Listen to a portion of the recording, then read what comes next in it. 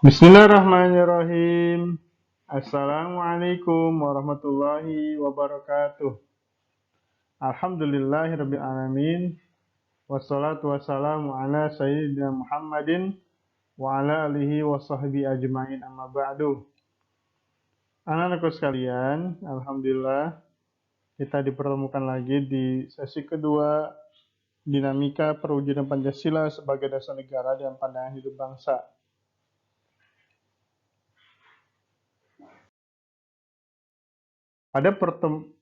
Pada pertemuan kedua ini, kita akan membahas terkait ancaman terhadap Pancasila sebagai dasar negara.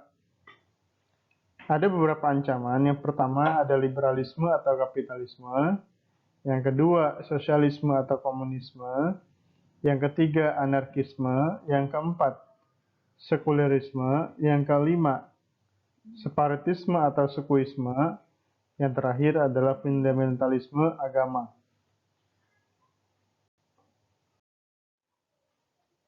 Baik, kita akan bahas satu persatu. Apa itu gerakan liberalisme atau kapitalisme? Ideologi liberalisme adalah ideologi yang mengutamakan kebebasan individu dalam semua aspek hidup dan kehidupan manusia terus berkembang ke segala penjuru dunia. Kebebasan dalam beragama, ekonomi, politik, dan budaya memungkinkan individu bergerak bebas dan kadang-kadang mengabaikan kepentingan sosial. Negara hanya sebatas mengaturnya, dan hal ini tentu menjadi ancaman bagi nilai-nilai Pancasila, karena Pancasila mengutamakan keseimbangan antara kepentingan individu dan sosial, serta pada hal-hal tertentu lebih mengutamakan kepentingan umum bangsa dan negara. Yang berikutnya, gerakan sosialisme atau komunisme berlawanan dengan liberalisme. Sosialisme lebih mengutamakan kepentingan umum, sehingga kepentingan individu harus dikorbankan. Apalagi ketika sudah sampai pada komunisme, maka setiap individu sudah tidak lagi memiliki kebebasan karena harus mengorbankan kepentingannya demi masyarakat atau negara.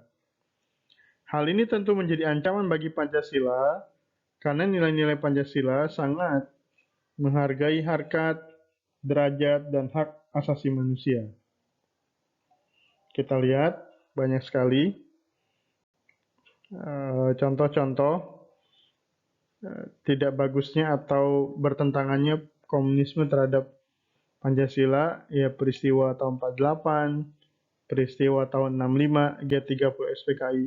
Seperti yang tertera dalam gambar ini adalah monumen kesaktian Pancasila, di mana di situ patung-patung para jenderal diabadikan, jenderal-jenderal yang dibunuh dan dimasukkan ke dalam lubang buaya. Ya. Yang berikutnya adalah gerakan anarkisme. Gerakan anarkisme adalah paham yang membolehkan bertindak keras dan merusak untuk mencapai tujuan. Tindakan main hakim sendiri, merusak fasilitas umum, merugikan hak orang lain menjadi boleh asal mencapai tujuan. Hal ini tentu menjadi ancaman bagi Pancasila. Oleh karena itu, berbagai unjuk rasa atau kebebasan menyampaikan pendapat di muka umum harus tetap didasari nilai-nilai Pancasila. Yang berikutnya ada gerakan sekulerisme. Gerakan sekulerisme merupakan paham yang memisahkan kehidupan agama dengan kehidupan negara. Masalah agama adalah masalah urusan individu, sedangkan masalah negara urusan bersama, maka harus dipisahkan. Hal itu tentu sangat bertentangan dengan sila pertama ketuhanan yang Maha Esa, yang menjadi dasar penyelenggaraan negara Indonesia. Selain itu, bangsa Indonesia juga yakin bahwa kehidupan bangsa dan negara Indonesia adalah bagian dari kuasa Allah SWT. Oleh karena itu, masalah agama dan negara tidak dapat dipisahkan. Nggak bisa di Indonesia ya, karena apalagi banyak darah-darah kiai, ulama, santri yang membebaskan negara Indonesia dari cengkeraman penjajah, sehingga kita jangan sampai lupa bahwa ada peran ulama dan santri, peran agama dalam membebaskan Indonesia dari penjajahan. Apalagi alhamdulillah kemarin kita baru saja mendengar uh, kabar gembira dari saudara-saudara kita di Turki, masjid yang selama 86 tahun menjadi museum sekarang dibuka kembali. Karena sebelumnya Turki menganut sekularisme. Di Turki karena masalah sekularisme ternyata tidak sesuai dengan Indonesia ya. Yang berikutnya ada gerakan separatisme atau sukuisme. Jadi ini mengedepankan daerah dan suku bangsa dengan tujuan akhir yaitu memisahkan diri Indonesia. NKRI harga mati. Jadi yang sampai terpisah lagi.